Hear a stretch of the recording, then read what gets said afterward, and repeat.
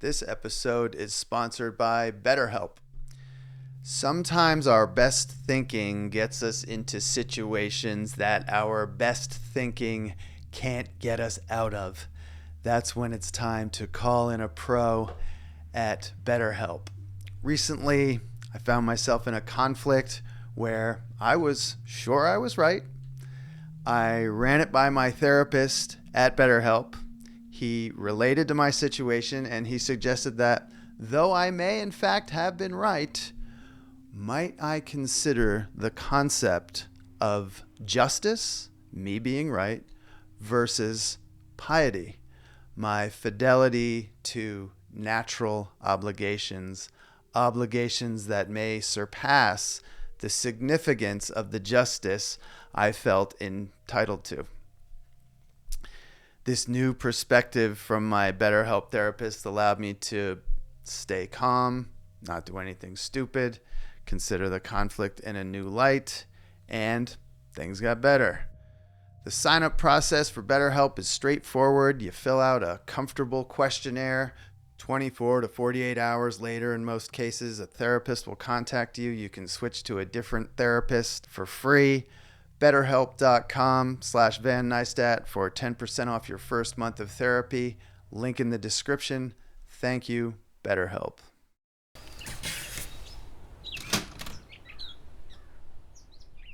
I'm pretty sure this is like my 125th YouTube video, but it's not a significant number. I know what I'm making next week, but I have to wait on this ladder to come in the mail before I can make it.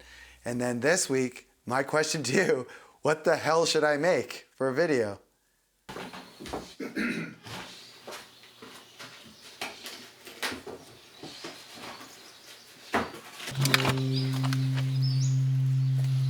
Here it is.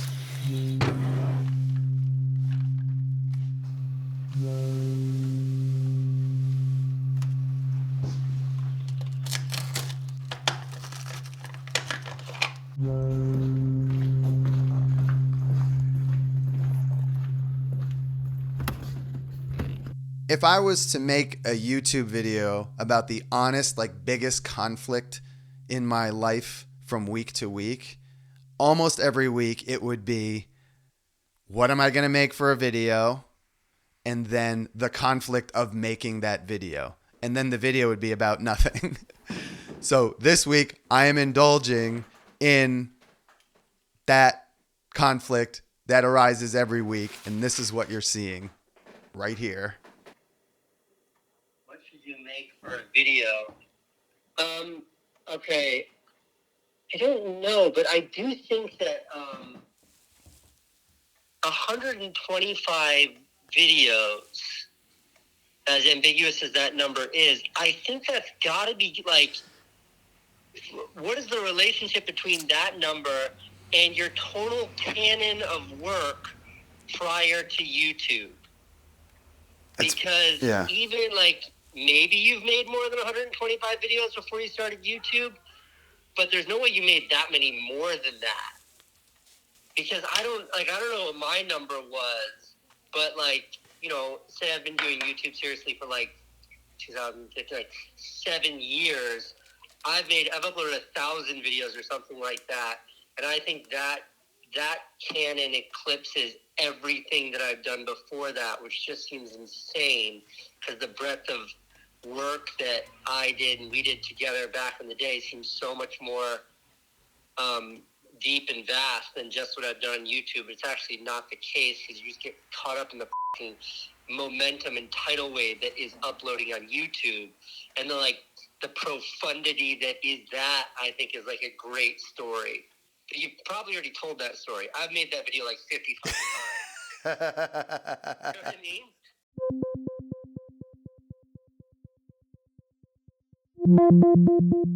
I did a tally of the number of YouTube minutes I've produced since launching the channel 2 years ago, and a rough estimate of how many pre-YouTube minutes I produced over the prior 20 years.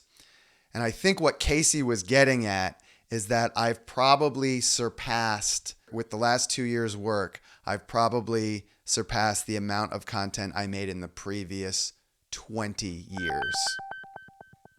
Just take HBO, for instance. I had 6 weeks to produce 13 minutes of content for each episode. So our production schedule was 6 weeks per episode. And in those 6 weeks, I had to have 13 minutes of edited, polished content. I'm doing 10 minutes a week on average on YouTube.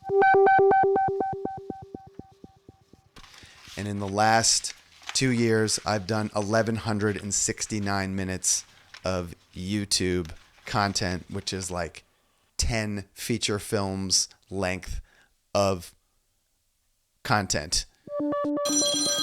Hello?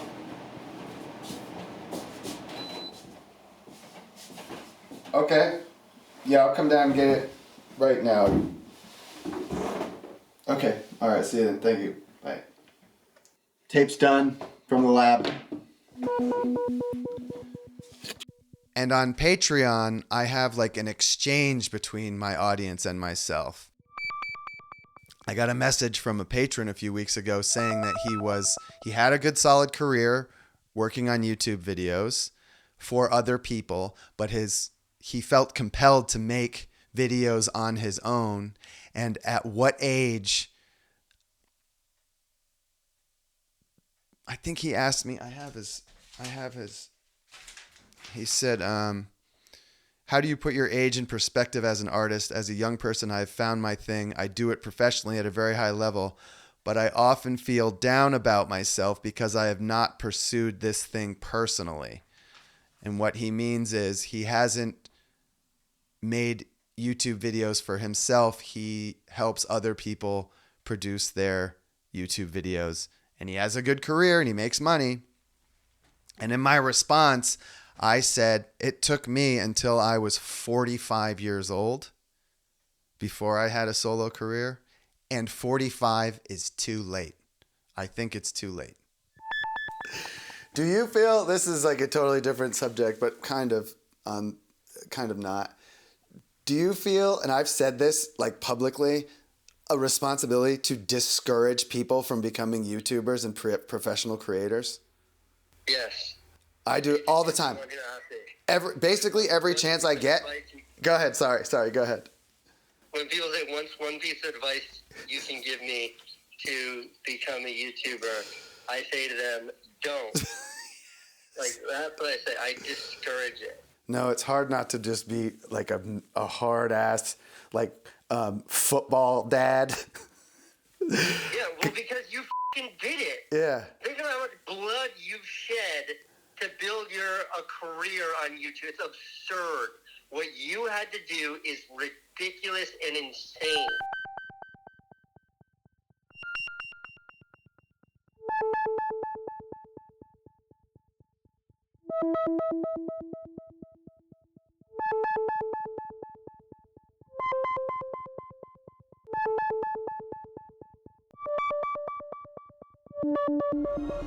Wrath of God. It's like in Indiana Jones where he like has to just step off the edge of that cliff. It's a leap of faith.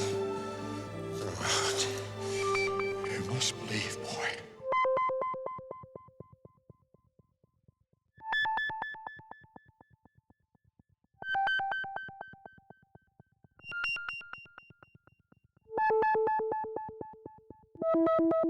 And then it turns out that there was a bridge there. It was just invisible. But like the test was his test of faith.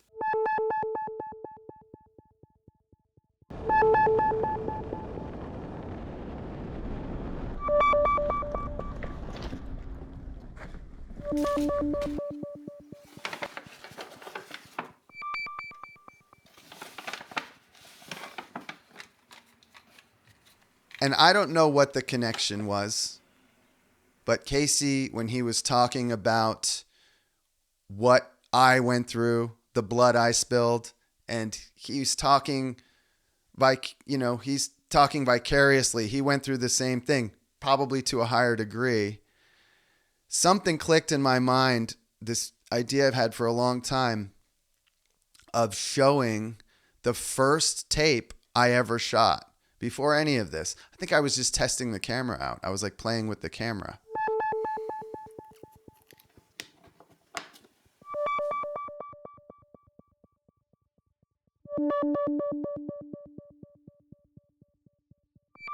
So with the exception of setting up this Final Cut Pro project, I haven't watched any of this tape in I don't know how long.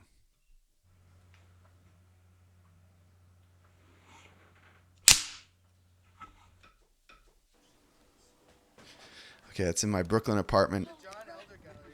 Okay, so that shot of me with the helmet cam was taped over the beginning of this opening footage. This is Carroll Gardens, Brooklyn, on DeGraw Street, on the border of Carroll Gardens and Cobble Hill. And this was an old, like, mob neighborhood. If you look this way, there's a famous funeral home that's like a mafia funeral home. Mafia, please don't kill me for saying that. And this is just my little, like, it's not a bodega. It's just like one of these Brooklyn stores. These have all been wiped out by Dwayne Reed now. And this is just me. I mean, this is 23 years ago. And that's Nina Millen. She's an actress here in Los Angeles. She was in Bad Moms. Sorry. She's like a working actress on TV and in movies. And that went away. Off-track betting. I think Giuliani maybe shut those down. Maybe not. Maybe I'm wrong. But that particular one disappeared. And this is President Street in Brooklyn.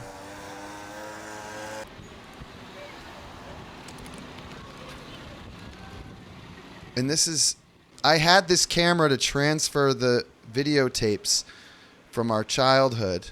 That's Jesse. These are college friends of mine. We all lived together in this big communal house called the Hippie House in Williamsburg, Virginia, at William and Mary. And so I had transferred, using this camera from which we're watching the footage, I had transferred the VHS tapes from my childhood and edited using an iMac, edited the family VHS tapes together. That's the F train, New York City.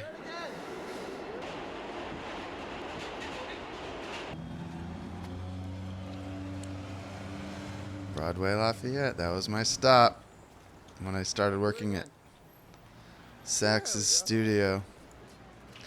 So that's Scholastic while they were renovating it. Oh, it's such a quick shot. So I was asked in one of these live streams that I do on Patreon, someone asked me if there were any obstacles I had to overcome or hardships I had to overcome. And I thought about it, and really the only one I could think of is my ambition. That's been the hardship. It's just my ambition. And so, I don't know, I felt, for some reason, that's me with hair. Let's go. We have tons of stuff we got to do. Yeah, we're busy. We're busy. All right, guys. This is a fun family vacation. Just because you married my mom, though, man, doesn't make you my father. You can't boss him around the whole time. And this is just the very, very beginning. No one had video cameras back then. Look, you won't see another video camera. And this is the Soho flea markets. And I'm not sure they exist. I don't think they exist anymore. I think Craigslist and eBay just wiped these things out. Those are old movie cameras and movie projectors from the days of old, from before video. Oh, no. I might have to buy every single one of these bikes for all my friends. Holy shit. Oh my God, a Triumph bicycle. Holy crap, $150. I don't have that on me. Look at this. $150 for that beautiful British Triumph bicycle. Look at that. So that's a Beaulieu Super 8 camera. So that's the home movie camera from the generation before VHS.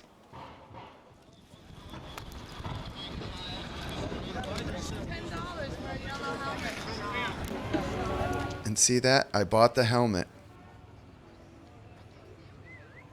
So you see me in the very beginning of this footage that we're watching now, wearing this helmet with a camera mounted to the side of it. And that's because I taped over on this tape this footage. I taped over this footage with me wearing the helmet cam for like 2 seconds.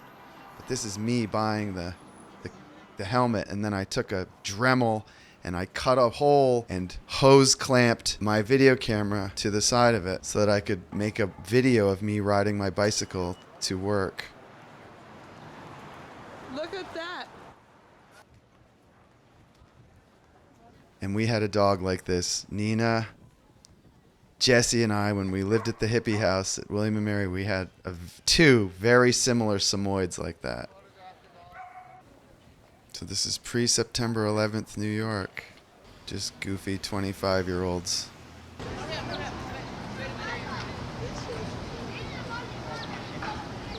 It's the Metropolitan Museum of Art, Upper East Side. And there's a man on the street. See all the cameras she has? No, there's a woman on the street with a whole bunch of cameras. Oh, taking all the pictures for all these people. Because you couldn't just take a digital picture with your phone and then text it to everyone. So she had all of those cameras at her feet. Let's rock. So I'm going to take a right on Clinton Street. This footage is not as bad as I remember it. I remember it being terrible. And after seeing this, I built this bike mount where the camera mounted on the handlebars of the bicycle. And then I made the movie called The Holland Tunnel, where I rode my bicycle through the Holland Tunnel. And that was sort of my first real internet movie. That was the first movie I ever uploaded to the internet. I watched this Eagles documentary, and I hate the fucking Eagles, man. But they're so successful that I wanted to see it. And the documentary opens up with Joe Walsh, who I think was the guitarist for the Eagles. And he quotes this philosopher. And the philosopher says something like, while you're living your life properly, it feels like a disaster. But when you look back on it, it looks like a masterpiece.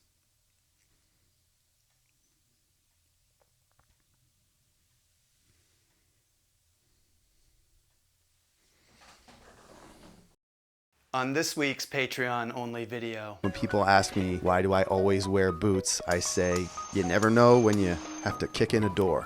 17 or so years of repairs. And now it's time to retire my Swiss boots and start from scratch.